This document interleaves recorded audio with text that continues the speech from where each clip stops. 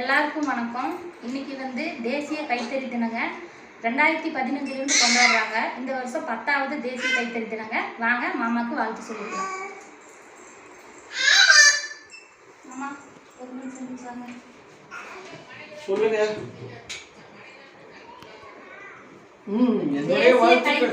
வாழ்த்துக்கள். ரொம்ப நன்றி. உங்களுக்கு என்னோட வாழ்த்துக்கள். அப்புறம் என்ன கைத்தறி சேலையெல்லாம் கட்டி வைக்கிறீங்க? சொல்லுங்க. நானே லிஸ்ட் கொடுத்தது உங்களுக்கு.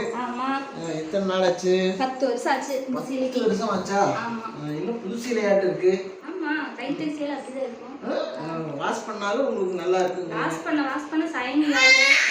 நம்ம கட்டி பளபளன்னு இருக்கிற வரைக்கும் நம்ம கட்டிக்கலாம். பளபளப்பு கம்மியாகி குழந்தைங்களுக்கு தொட்டில் கட்டிக்கலாம். கிழிஞ்சதுன்னா டவலா யூஸ் பண்ணிக்கலாம். அதுலேயே கிழிஞ்சதுன்னா கறித்துணியா யூஸ் பண்ணிக்கலாம். அந்த மாதிரி இந்த கைத்தறி எப்பவுமே கடைசி பிட் ஆகிற வரைக்கும் யூஸ் ஆகுங்க. அந்த மாதிரி இது கைத்தறி சேலை.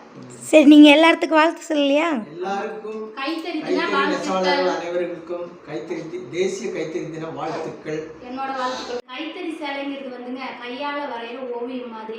அந்த கையால வரைஞ்ச ஓவியத்தை எப்படி நம்ம வீட்டில் மாற்றுறப்போ ஒரு அழகு வருமோ அந்த மாதிரி இந்த கைத்தறி சேலையை கட்டுறப்ப பெண்கள் ஏற்கனவே அழகா இருக்கிறவங்க இந்த சேலையை கட்டுறப்ப இன்னும் அழகா தெரிவாங்க. அதுக்காக நீங்க ஒவ்வொரு பெண்களும் ஒரு சேலையாவது கைத்தறி சேலை வாங்குங்க. அந்த மாதிரி வாங்கினீங்கன்னா தான் எங்களோட கைத்தறி நெசவாளிகளோட வாழ்க்கையும் மேம்படுங்க. நன்றி. இந்த வீடியோ உங்களுக்கு பிடிச்சிருந்துச்சுன்னா லைக் பண்ணுங்க, ஷேர் பண்ணுங்க, கண்டிப்பா சப்ஸ்கிரைப் பண்ணுங்க. நன்றி, வணக்கம்.